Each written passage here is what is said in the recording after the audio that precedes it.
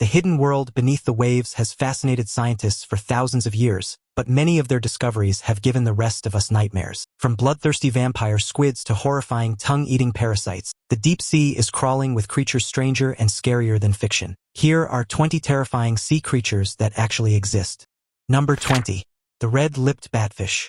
If the red-lipped batfish and the vampire squid got together, I think they'd make one heck of a goth rock group. I wonder what their band name would be. It's unclear why the batfish has such a distinguishing physical appearance, but it's possible that it helps to attract mates or recognize other members of the same species while they're at reproduction locations. The red-lipped batfish dwells in the seas around the Galapagos Islands, where it may be found at depths of up to 75 meters. It's also evolved to live as a bottom dweller, which means that it lives and feeds on the seabed. Despite the fact that it's a terrible swimmer, its modified fins serve as temporary legs, allowing it to walk down the beach. If speed is needed, though, the batfish may propel itself through the water with its strong tail and push off with its pelvic fins, which are located underneath the fish's body.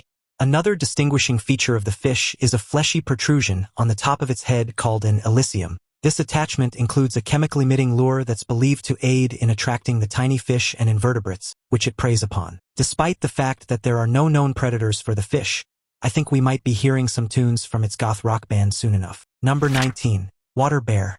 Tardigrades, often known as moss piglets or water bears, are tiny creatures with long, fat bodies and scrunched-up heads. They have 8 legs and 4 to 8 claws on each of their hands, and these little creatures are extremely indestructible and can even live in space, despite their beautiful appearance. They may actually be anywhere from 0.05 millimeters to 1.2 millimeters long, although they seldom exceed 1 millimeter in length. According to Smithsonian Magazine, tardigrades can survive temperatures as low as negative 328 degrees Fahrenheit and as high as more than 300 degrees Fahrenheit. They can also withstand radiation, boiling liquids, enormous pressures of up to 6 times that of the deepest part of the ocean, and even space without any protection. Some tardigrade species may live 10 days in low Earth orbit, despite being subjected to space vacuums and radiation. Maybe we should just go ahead and militarize these little guys. Researchers did discover that water bears may even be able to live long after humans have vanished. Over the next billion years, scientists looked at the likelihood of various astronomical occurrences like Earth-plummeting asteroids, nearby supernova explosions, and more, and then calculated the likelihood of such catastrophes wiping out Earth's toughest species. Humans, of course, did not make the cut, but these cute little water bears, they'll be doing just fine. Number 18. Viperfish. It seems to me that the viperfish and the Fangtooth fish are related. Does it seem that way to any of you?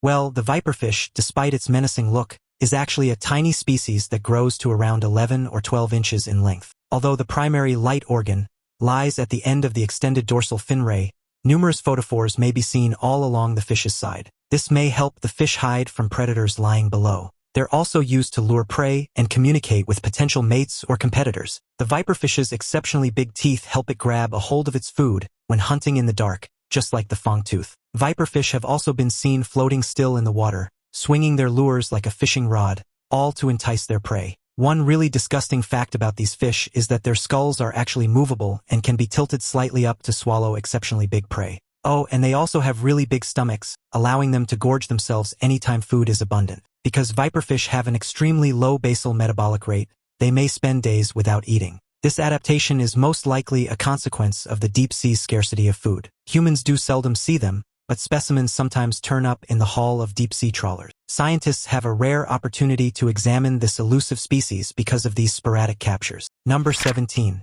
Northern stargazer.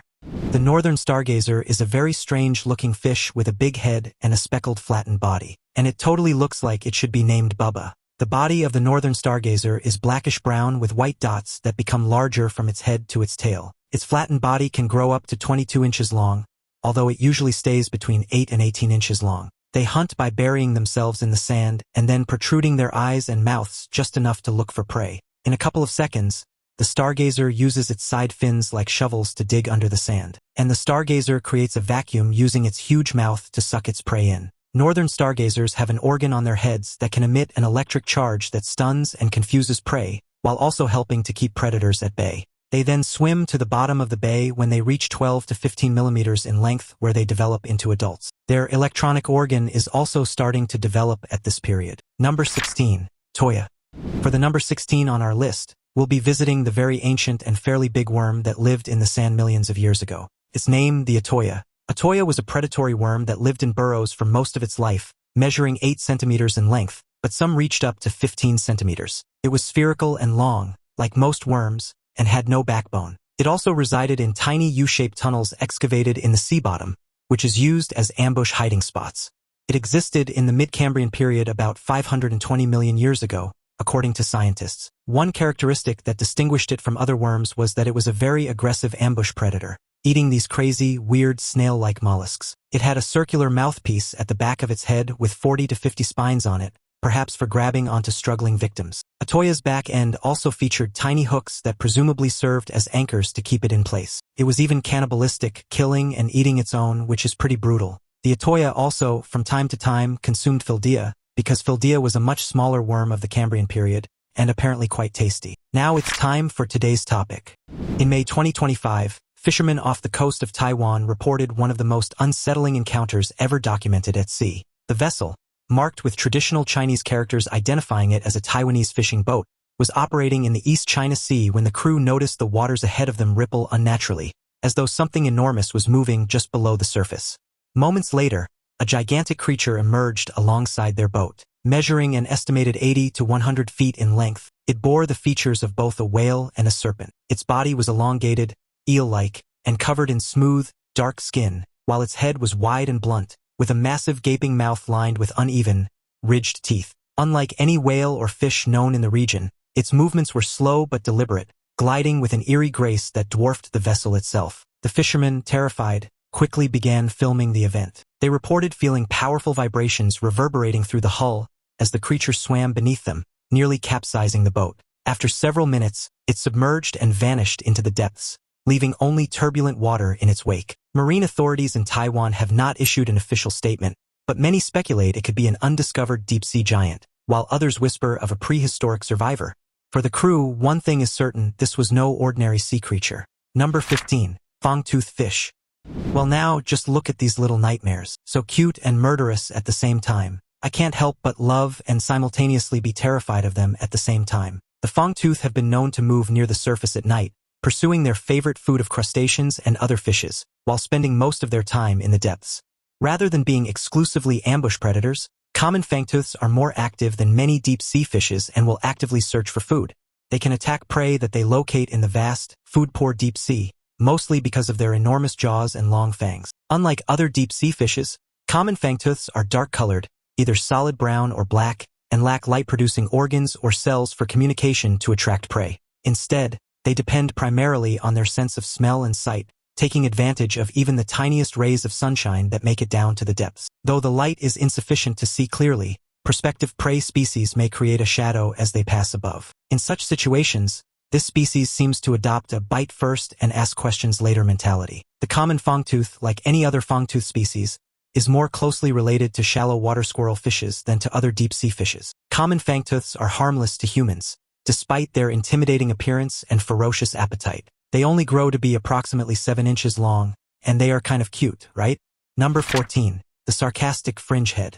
Small and intriguing, the Sarcastic fringehead is found off the coasts of California and Baja. The spectacular display of fighting that the males engage in while defending their own territories has made this species famous around the world. This system of strong male rivalry and territoriality is driven by female sexual selection, which results in a male-dominated environment. The male Sarcastic fringeheads make their presence known to one another by opening their enormous lips in the direction of their opponents. A combination of the mouth's frightening coloring and its enormous proportions, which may be as much as 4 times its closed size. This allows the bigger male to assert control over the smaller one. Frequently, the competitor's lips are pushed extremely close to one another, sometimes almost touching each other, just like kissing. Typically, the smaller person surrenders and departs the area without the couple engaging in physical combat. Number 13. The frilled shark. The frilled shark is a weird and prehistoric-looking shark that inhabits the open ocean and spends most of its time down under the sea surface in deep, dark waters. It has a long cylindrical body that reaches almost 7 feet in length, and its fins are positioned far back. The frilly look of the frilled shark's gill slits gives it its name. Frilled sharks are aggressive predators that will lunge at their prey and devour it completely, even if it's very big. However, their typical swimming technique is eel-like, as they swim in a serpentine pattern. Frilled sharks are known to consume a range of fish as well as other sharks, despite their specialization in squid. Because frilled sharks are so uncommon in the wild, little is actually known about their ecology. Dissection of animals caught in deep-sea net fisheries and observation of the rare living ones in captivity provide scientists with the little knowledge they do have. Internal fertilization is used by frilled sharks to breed and deliver live birth, though they don't, however, use a placenta to link to their offspring, as other mammals do. Rather, embryos get their energy from yolk sacs, and the mother only gives birth to her young when the juveniles have shown they can survive on their own. Number 12. Basking shark. The basking shark is the world's second biggest fish. And like the world's largest fish, the whale shark, and the world's largest animal, the great whales, it's what's called a filter feeder, one that feeds on microscopic planktonic food. The basking shark, which may grow up to be 40 feet long and resemble predatory sharks in appearance, can seem frightening, yet they're completely harmless. They spend most of their time at the surface, swimming with their enormous mouths open, sifting out their favored food, although they do sometimes dip deeper to feed. Because they have extremely wide individual home ranges and don't stay in any one location for more than a few months, scientists have gaps in their understanding of the life cycle features, despite their size. Female basking sharks give birth to live offspring after mating through internal fertilization. In contrast to whale sharks, which give birth to hundreds of tiny pups, basking sharks only have a few big newborns. Shark scientists think that basking sharks give birth to the biggest offspring of all fishes, barely edging out the great white shark, based on the minimum size of individuals seen in the wild, which is 6 feet, and a single pregnant individual captured by a fisher. Number 11. The vampire squid. The vampire squid is neither a squid, nor even an octopus, actually. Despite its appearance, it's a one-of-a-kind creature that scientists have divided into its own category. The vampire squid, like many of its cousins, has 8 arms and 2 tentacles. It doesn't suck or consume blood, as I was totally hoping that it would, but instead derives its name from the black color of its skin and cape-like skin that links the arms. Basically, this makes the vampire goth kid version of a squid. The species dwells in the mesopelagic zones, almost totally black waters, just like its pitch-black soul. The vampire squid inverts its cloak when disturbed, revealing enormous spines on the underside of its arms, and the species seems to be very dangerous when it adopts this position. However, it's really fairly harmless. The squid is not predatory in any way. It feeds on plant and animal debris that sinks from the surface of the water in this manner. Vampire squids are reported to be eaten by bigger fish and diving predators. The vampire squid, unlike shallow water squids and octopuses, actually don't spew black ink to avoid their predators. Black or dark purple ink would be useless in the mesopelagic zone's darkness. Instead, the vampire squid exhales a colorless liquid containing many bioluminescent, light-producing particles. Potential predators are confused by the sparkling lights, which is a pretty trippy way to make an escape if you ask me. Number 10. The coffin fish. The coffin fish is kind of a sea toad that belongs to a family that features 17 different species, and may be found in the southwestern Pacific off the coast of Australia in salty temperate seas as well. The coffin fish was originally found in Sicily, Italy by the captain of the Libra, a trawler docked at Mazzara at the time. They feature a spiny globose body that develops to a maximum length of 22 centimeters, a black mouth lining, and a snout with a top fin that may be lowered into a groove. The coffin fish, like the puffer fish, has inflatable gills that it utilizes to fill its body with water as a defensive strategy. There's no inhalation or expiration for 26 to 245 seconds after the gill chambers are fully filled with water. This is an advantage in terms of energy conservation. With complete gill chambers, the body of the fish will expand in bulk by 30%, protecting it from its predators. The adult coffin fish is an ambush predator that utilizes tiny lures above their snouts to get small crustaceans into their jaws. The nutrition of larval and juvenile coffin fishes is actually unknown, although they're believed to consume plankton in their early stages. Shrimp and other fish are also favorites, which are also a food source for a variety of other insect marine animals. Number 9. Giant isopod. For those of you who are squeamish when it comes to insects and the like, here's your fair warning. The giant isopod will definitely give you the heebie-jeebies. These 14-legged Goliaths are distant cousins of the tiny wood lice you may see scuttling about in the garden. The giant isopod is the biggest of the isopod species, and are crustaceans that have been described by experts as being more than a handful. To put it another way, these arthropods are considerably bigger than your typical pill insect, and from head to tail they can grow to be more than 30 centimeters long. Because the seabed is largely barren, isopods depend on food dropping from closer to the surface. Large packages of food, such as whale falls, sometimes reach the bottom, and when marine creatures die and begin to degrade, the portions that aren't eaten near the surface sink down, and it may resemble snowflakes in appearance since it's white and fluffy. However, Owing to food shortages, animals must often be patient and wait for extended periods of time to get what they need. It's possible that they'll have to wait even years. According to reports from Japan, a gigantic isopod held in custody went 5 years without feeding. Another aspect that may contribute to increasing body size is the fact that the deeper an animal dwells, the fewer predators that it actually encounters. This would allow animals to develop to their full potential, which explains a lot about some of the fish on our list. Number 8. Amphipods. For this entry, we're really entering the macroscopic world of underwater animals. Amphipods are crustaceans that lack a shell and have bodies that are compressed sideways. They're mainly scavengers, ranging in size from 1 to 340 millimeters, and to date, more than 9,900 amphipod species have been identified. They're mostly marine creatures, although they may be found in nearly all aquatic habitats. Freshwater is home to about 1,900 of the species, as well as land-dwelling animals, including sandhoppers. Amphipods may be found in virtually every aquatic habitat, from freshwater to water with double the salinity of seawater, and even the Challenger Deep, the world's deepest known point. They're nearly always considered very essential members of aquatic ecosystems, and are often found in plankton samples. The majority of amphipods are scavengers, but others are algae grazers, omnivores, or predators of tiny insects and crustaceans. The front 2 pairs of legs, which are equipped with enormous claws, are used to grab food. Amphipods that are more stationary consume more of the less nutritious food, rather than actively searching for more nutritional food. Compensatory feeding is a kind of feeding that's used to compensate for a lack of food, meaning they stuff their microscopic faces from time to time. This behavior may have developed to reduce the danger of becoming another animal's prey while looking for other meals. Number 7. Goblin shark.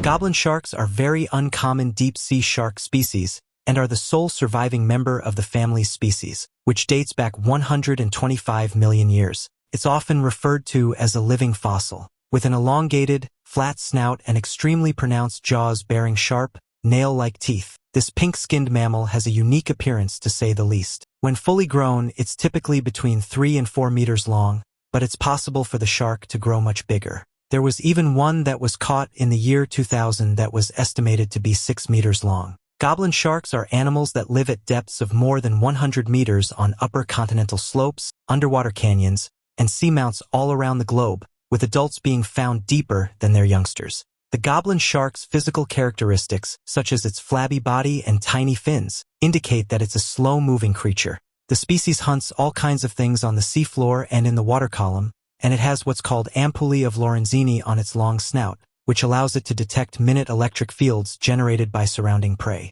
Number 6. Chimera. Chimeras may be found on temperate ocean bottoms as deep as 2,600 meters, with just a few species found at depths of less than 200 meters. They are among a few species of the Chimera order that are maintained in public aquariums. And, except for the Arctic and Antarctic, they may be found in all seas across the globe. They feature a large head and a single gill hole, and their bodies are elongated and squishy. They may grow up to 150 centimeters in length, which includes a long tail that certain species have. The snout of several animals has been transformed into an extended sensory organ. Chimera skeletons are made entirely of cartilage. Their skin is smooth and bare, and a spectrum of colors from black to brownish gray. Most of them have a poisonous spine in front of their dorsal fin for protection, and these fins allow them to fly across water. If you see one of these little buggers flying at you, might I suggest you run away? Number 5. Tongue-eating louse. I think the name pretty much sums it up for number 7. It's literally a parasite that latches onto the tongues of fishes and then eats the tongue. EW.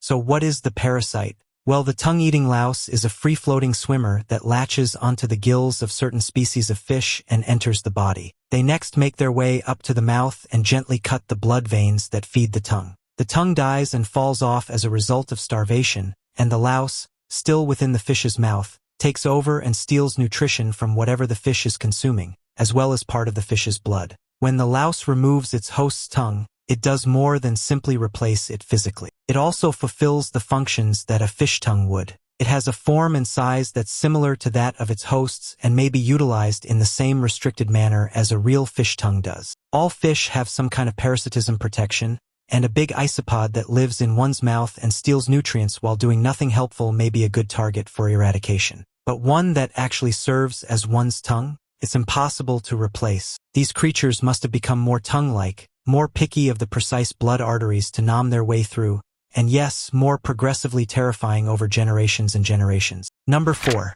Blobfish. I'm not so sure if terrifying is the right word for such a dopey-looking animal. It certainly looks as though someone drew a Squidward face on someone's kidney. Blobfish are found in deep waters only a few meters above the bottom of the ocean, in the waters off the coasts of southeastern Australia and Tasmania. At depths of 2,000 feet or more, the water pressure is crushing. It's more than 60 times higher than the pressure of water at the surface. If you were to live down that far, you'd most likely be squashed into a blob as well. The blobfish's couch potato mentality is aided by the fact that it's a gelatinous blob. His physical composition allows him to glide effortlessly over the ocean's bottom, without exerting much effort on his own behalf. Consider the following scenario, though. A water balloon is dropped into a pool full of people, and it just floats around at the bottom of the pool, seemingly at random. A similar scenario occurs with the blobfish, with the exception of the pool and the large numbers of humans. Number 3. Gulper eel. The big mouth is the most distinguishing and disgusting feature on this next fish, and it's also more than likely the inspiration for the name. The eel's massive mouth dwarfs the whole body, which can move flexibly and may expand wide enough to swallow an animal many times its own size. The unfortunate prey is subsequently placed into a pouch-like lower jaw that's pretty much like a pelican's pouch. In fact, the pelican eel is a common name for this eel as well. The stomach of a gulper may also expand to handle big meals. The gulper eel is unlike any other eel species in terms of appearance. The pectoral fins are so little, in fact, that they're virtually undetectable. It has tiny eyes, unlike many other deep-sea animals, and the eyes, rather than forming pictures, are thought to have developed to detect tiny traces of light. The tail of the gulper eel is extremely long and whip-like, with a photophore or light-producing organ attached to the tip. The photophore glows pink, and sometimes emits red flashes due to a phenomenon known as bioluminescence. Sometimes the eel's body isn't designed for pursuing food. It's thought that it utilizes this light as a fishing bait to bring fish and other animals to its massive mouth. When the target is within striking range, the eel then rushes and snatches the prey up in its enormous jaws. Now, I get it already. The fish likes to gulp things. Geez. Number 2. Pacific black dragon. The Pacific black dragon is a deep-sea predator that dwells between 700 and 3,300 feet deep in the eastern Pacific Ocean. They're known to move near the surface at night, pursuing their favorite food of tiny crustaceans and other fish, all while spending most of their time in these deep waters. Their bodies are pitch black, and even their guts are covered with black tissue to hide off any light that's generated by light-producing creatures they consume, since they are ambush predators after all. Pacific black dragons contain many rows of specialized light cells called photophores that are likely utilized to lure mates along their dark bodies. At the end of a long barbell that hangs down from the chin, they have a distinct light organ. This organ attracts prey to their teeth-filled jaws by acting as bait. Sailors of the past often mistook glimpses of these eerie lights flickering under the waves for ghostly lanterns or supernatural beings, adding to the folklore of sea monsters. Their bioluminescence not only confuses prey, but can also help them disappear against the faint glimmers of light from above, a trick known as counter-illumination. The females have been recorded with stomachs full of prey nearly their own size, showing just how ferocious they can be when hunting. Even though it dwells in deep waters, the Pacific black dragon's favored depths get some sunshine throughout the day, resulting in big, well-developed eyes. Surprisingly, the Pacific black dragon's females actually have the majority of the traits that I just mentioned. Males are smaller, lack the teeth, stomachs, and barbels, and are unable to actually eat. They never truly exit the larval stage of growth, and the egg yolk is their only source of sustenance. Males only live long enough to mate before passing away. It's kind of sad if you think about it. Then you look at how horrifying the fish is, and you think, maybe it's for the better. Number 1. The black swallower. The black swallower is a fish that lives in the deepest regions of the ocean. They're members of the fish family, which also includes tuna and anglerfish.